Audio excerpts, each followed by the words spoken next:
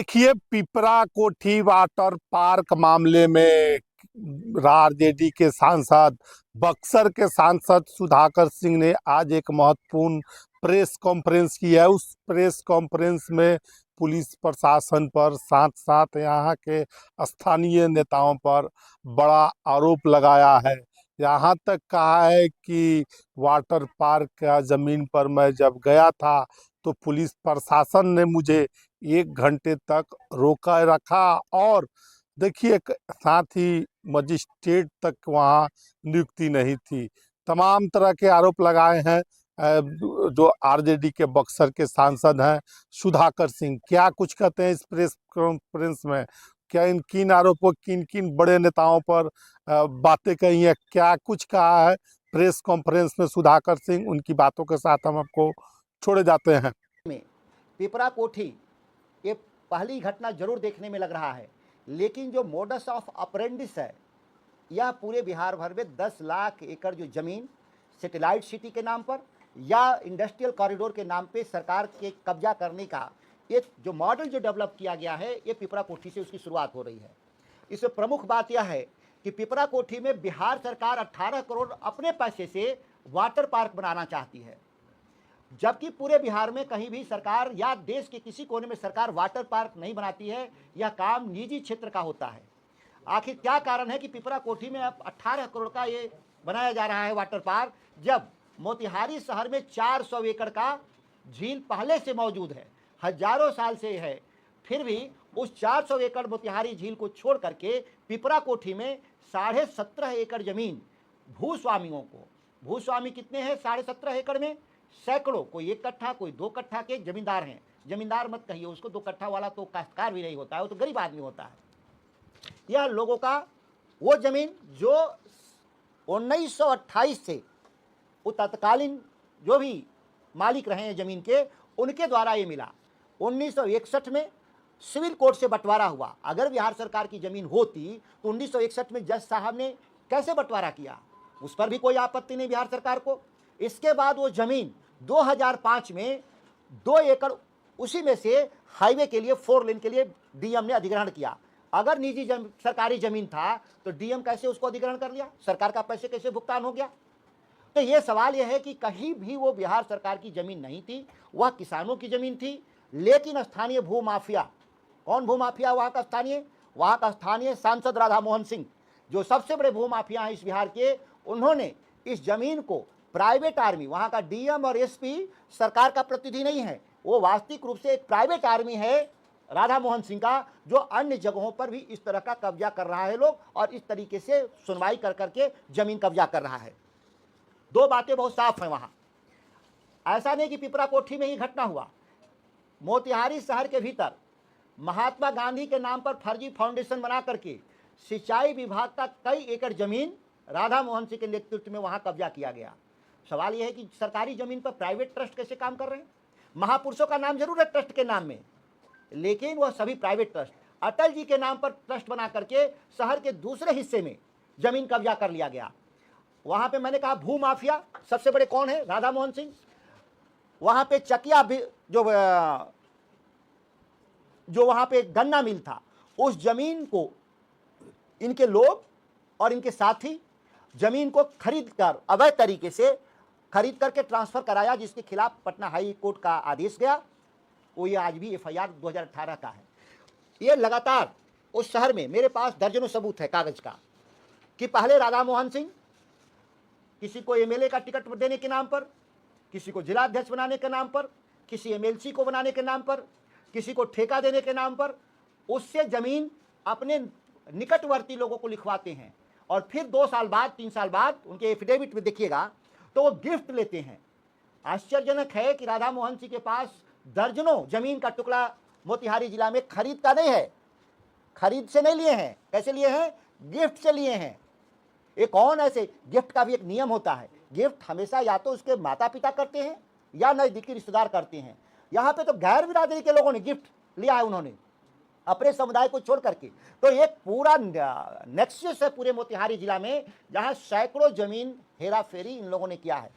राधा मोहन सिंह के ही नेतृत्व में ठेकेदारी का काम वहां पे पिपरा कोठी का हो रहा था, इसीलिए एडमिनिस्ट्रेशन इतना आक्रामक था कि मेरे पर सरकारी कार्य में बाधा तक तो बात समझ में आती है मैं ट्रैक्टर चलाते हुए, लेकिन जहां 500 पुलिस अधिकारी थे, जहां पर हजारों किसान थे, जहां वीडियोग्राफी हो रहा था और आपके जितने चैनल हैं लगभग वहां लोकल में वो अपना लाइव कर रहे थे, मैंने कब पॉकेटमारी किया? वहां पर मेरे पर आरोप क्या लगाया गया मुकदमे में कि मैंने पॉकेटमारी किया। क्या लिखा गया मुकदमे में कि मैं गला दबा रहा था ठेकेदार का। तो बताइए कि जब सारे लोग वहां पुलिस के अधिकारी थे, कर्मचारी थे, कैसे हम गला दबा सकते हैं कहीं पर भी? कैसे हम पॉकेटमारी कर सकते हैं? जाहिर सी बात है कि बिहार में संकेत दिया गया कि जो भी नेता एमपी एमएलए बिहार में जमीन के मामले में कहीं भी विरोध दर्ज करने जाएगा तो उस पर इसी तरह के फर्जी केस लादे जाएंगे, उनको जेल भेजा जाएगा, उनको डरवाया जाएगा। राधा मोहन सिंह को विकास से कोई मतलब नहीं, वाटर पार्क से उनको कोई मतलब नहीं। वाटर पार्क के आड़ में 17 एकड़ जमीन कब्जा करना था। वाटर पार्क तो मोतिहारी, जो मोती झील है मोतिहारी में, उस पर भी बन सकता था। वहां एक सेंट्रल यूनिवर्सिटी है 2013 से, आज तक जमीन के अभाव में वो नहीं बना। सरकार को चिंता नहीं कि जमीन हम इकट्ठा करके हम सेंट्रल यूनिवर्सिटी वहां चालू करा दें जिससे कि हजारों बच्चे पढ़ेंगे। 2002 में वहां सेंट्रल स्कूल खुला। सेंट्रल स्कूल 1 से 12वीं तक होता है। 2002 से शेड में चल रहा है। 24 साल हो गया, मात्र 5 एकड़ जमीन देना है। आज तक जिला प्रशासन से 5 एकड़ जमीन व्यवस्था नहीं हुआ। लेकिन एक वहां पे सीपेट खोलना था, प्लास्टिक रिसर्च इंस्टीट्यूट, वो भी 2018 में 17 में वो भी जमीन सरकार और जिला प्रशासन वहां व्यवस्था नहीं किया, वो भागलपुर चला गया। सवाल पैदा होता है कि सेंट्रल गवर्नमेंट के जो रिसर्च इंस्टीट्यूट हैं, यूनिवर्सिटी हैं, स्कूल है, उसके लिए सरकार के पास कोई जमीन नहीं। लेकिन ये जमीन किसानों से छीनकर वाटर पार्क के नाम पर 17.5 एकड़ जमीन जो कब्जा करने का काम किया उन लोगों ने, जिस पर जब हम विरोध किए, बहुत साफ है इसमें लिखा है, जिस एक्ट के जरिए एडीएम मुकेश सिन्हा कह रहे हैं कि जमीन हमने अधिग्रहित किया है, वो है जमींदारी एक्ट। बिहार में जमींदारी एक्ट नहीं है, क्योंकि इस ऑलरेडी ये रिपील है, ये एक्ट एग्जिस्ट नहीं करता। क्या इतने कम पढ़े लिखे लोग हैं शासन में जिनको यह भी नहीं पता कि जो कानून नहीं है उस दफा में आप कैसे फैसला दे सकते हैं? माननीय हाईकोर्ट ने भी नोटिस लिया है, उसके भी कागजात है और सरकार से जवाब मांगा है कि 15 दिन के भीतर, 6 सप्ताह के भीतर आप जवाब 6 सप्ताह बाद हम सुनेंगे और 2 हफ्ते में 15 दिन में आप हमको एफिडेविट फाइल करेंगे। मुझे उम्मीद नहीं है कि बिहार सरकार एफिडेविट फाइल करेगी, क्योंकि वहां पे तमाम घटना के बाद भी 400 पुलिस खड़ा करके निर्माण किया जा रहा है। क्योंकि वो 17 एकड़ जमीन तो देखने में छोटा प्लॉट है, लेकिन उसकी कीमत कितना है? तकरीबन 7 से 800 करोड़, क्योंकि वो एक शहर के भीतर 4 लेन पर है। 50 लाख 60 लाख रुपए कट्ठा जमीन है, उसको ये जबरदस्ती 7 से 800 करोड़ की जमीन 99 साल के लीज पर हड़पना चाहते हैं। कैसे? बिहार में आप देखे होंगे, गन्ना मिल लगाना है तो आपको 1 रुपया में जमीन मिलेगा। आपको शमशान घाट तक लोगों ने दे दिया ईसा फाउंडेशन को कि आप घाट चलाइए 1 रुपये में। सरकार की जमीन, सरकार का इन्वेस्टमेंट और प्राइवेट पार्टी, और कर्ज किस पर हुआ? बिहार के किसानों का, गरीबों का कर्ज चढ़ा, जो सरकार के खजाने में कर्ज लिया गया, किसके एवज में? बिहार के नागरिकों के एवज में। हमारे टैक्स को मोनेटाइज करके लिया गया और फायदा किसको दिया गया? चंद कारपोरेट को। उस कारपोरेशन में भी था कि 18 करोड़ का वाटर पार्क बनाकर राधा मोहन सिंह अपने किसी परिजन को उसको 1 रुपया लीज पर दिलवाना चाहते थे। और ये पूरा, आप बिहार में पर्यटन विभाग में जाइएगा, ये बिहार में कहीं नहीं हो रहा वाटर पार्क, ये पहला वहां बन रहा है। और इसके बाद भी, इतनी बड़ी घटना के बाद भी ये लोग हाई कोर्ट, माननीय हाई कोर्ट के नोटिस के बाद भी काम नहीं रोका लोगों ने। अब भी वो जमीन को कब्जा करने की नीयत से काम में लगे हुए हैं। और भी बहुत कुछ है इसमें। मैं एक प्रेस कॉन्फ्रेंस करूंगा जो मैं बताऊंगा कि किस तारीख में कितना कट्ठा जमीन राधा मोहन सिंह अपने किसी नजदीकी को लिखवाया और 2 साल बाद उस नजदीकी से अपने नाम से ट्रांसफर करा लिया, जबकि उनकी कोई कमाई नहीं है। एक सांसद के तौर पे तनख्वाह के अलावा कुछ नहीं मिलता, लेकिन उनके आप इलेक्शन जो एफिडेविट देख लीजिएगा तो आपको सैकड़ों प्लॉट, दर्जनों प्लॉट मिलेंगे। सैकड़ों तो अभी बेनामी हैं, जो गाजियाबाद में हैं, जो जयपुर में हैं, उसके भी रिकॉर्ड हमारे पास आए हैं। उसके लिए हम स्पेशल एक प्रेस कॉन्फ्रेंस बताएंगे कि कैसे भू माफिया मोतिहारी में किस तरीके से राधा मोहन सिंह के नेतृत्व में कर रहे हैं, और जो भी खिलाफत करेगा उसको जेल भिजवाने के लिए जो पुलिस, जो एसपी हैं स्वर्ण प्रभात, और वहाँ पे सुमन यादव, जो ये वहाँ कलेक्टर, किस तरीके से सौरभ सुमन यादव किस तरीके से प्राइवेट आर्मी जैसा, सरकार के किसी नियम, किसी कानून का नहीं। हमारे पर सरकारी कार्य में बाधा भी दर्ज है, जो होना चाहिए था मेरे पर। मैं डिनाई नहीं करता कि सरकारी कार्य में बाधा हमारे पर केस नहीं होना चाहिए, ये है, मेरे पर दफा लग सकता है, लेकिन वो सरकारी अधिकारी को दर्ज कराना था। सरकारी अधिकारी नहीं, एक ठेकेदार का मुनीब है अशोक कुमार, उसने दर्ज कराया। ये दर्ज ही नहीं होना चाहिए था। सर कौन वहाँ का एसपीओ दरोगा है, उसको कैसे दर्ज किया? ये जब सरकारी नहीं है तो सरकारी दफा में कैसे दर्ज हुआ? ये अशोक कुमार, ये उस ठेकेदार का मुनीब है, इसको अधिकारी नहीं है। ले भी गया था, एफआईआर को फाड़ के पुलिस को फेंक देना चाहिए था। और जब पुलिस खुद ही घटनास्थल पे थी, खुद ही अनुमंडल पदाधिकारी घटनास्थल पे था, तो स्वयं क्यों नहीं एफआईआर हम पर दर्ज किया? वो जानता था कि गैर कानूनी वो लोग हैं, गैर कानूनी मैं नहीं हूं। मैं किसानों की तरफ से ट्रैक्टर चला रहा था, किसानों की जमीन पर, सरकार की जमीन पर नहीं। वो 96 साल से वो जमीन उनके कब्जे में था। और बहुत साफ सुप्रीम कोर्ट का एक रूलिंग है कि 60 साल से ज्यादा पुरानी जमाबंदी अगर गलत हुई है तो जमाबंदी रद्द नहीं किया जाएगा। आप सरकार को सिविल कोर्ट जाना चाहिए, लेकिन यहाँ सरकार सिविल कोर्ट नहीं जाती, अपने स्वयं का एडमिनिस्ट्रेटिव कोर्ट जाती है। और स्वाभाविक है कि हम ही कोर्ट हैं, हम ही सरकार हैं, तो हम फैसला अपने पक्ष में लिख लेंगे। और इस तरह का जो गुनाह हुआ है, ये बिहार में अन्य जगहों पे भी इस तरह की खबरें आ रही हैं। वो बांका से भी खबरें आ रही हैं, अन्य जगहों से खबरें आ रही हैं। एक लगातार बिहार में ये जो नई सरकार है, ये सरकार डेवलपमेंट के नाम पे, विकास के नाम पर, औद्योगिकीकरण के नाम पर ये सारा जमीन किसानों की छीन लेना चाहती है 3 नीति से। एक भूमि अधिग्रहण कानून के जरिए जमीन नहीं, क्या कहता है कानून कि भूमि अधिग्रहण कानून के जरिए जमीन अधिग्रहण होना चाहिए। उस कानून को खत्म कर दिया बिहार में।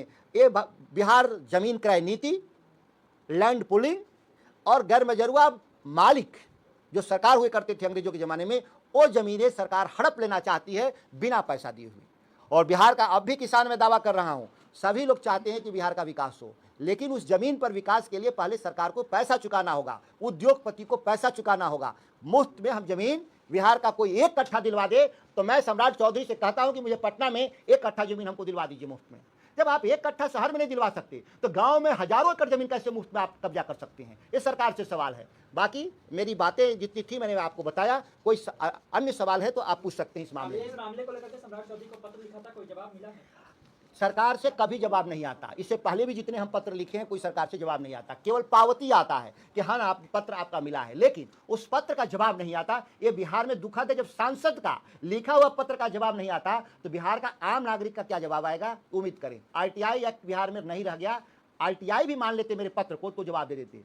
लेकिन बहुत ही लोग जो बैठे हैं, अधिकारी हों या नेता यहाँ बिहार में अहमन्य हैं, वो कोई भी जवाब नहीं देना चाहते। आप खुद ही क्यों नहीं मिलने चल जाते हैं? आपके पार्टी के बहुत सारे लोग जाते हैं, कोई समस्या होती है तो सम्राट चौधरी से मिलने के लिए। वक्त आएगा तो वो भी जाएंगे। जब मैं नीतीश कुमार से मिलने गया था तो इनसे भी मिल लूँगा, लेकिन मिलना ना भी मिले तो क्या आपने मीडिया से दिखाया उनको नहीं समझ में आता? आप भी तो लोकतंत्र के चौथा स्तंभ हैं। अगर आपने इस बात को दिखाया तो सरकार की तरफ से आना चाहिए सफाई। नहीं आ रहा, कोई आपको बुलाकर सफाई दिया कि नहीं मोतिहारी की घटना वैध है, सुधाकर सिंह अवैध है? यह भी तो आप मीडिया में आके कहिए। नहीं कह रहे हैं लोग, कागज ही निकाल दीजिए कि एफआईआर जो आपने किया है सही किया है, जमीन का कब्जा हो आपका सही है, यही बात आके कह दीजिए मीडिया में। लेकिन वो भी नहीं।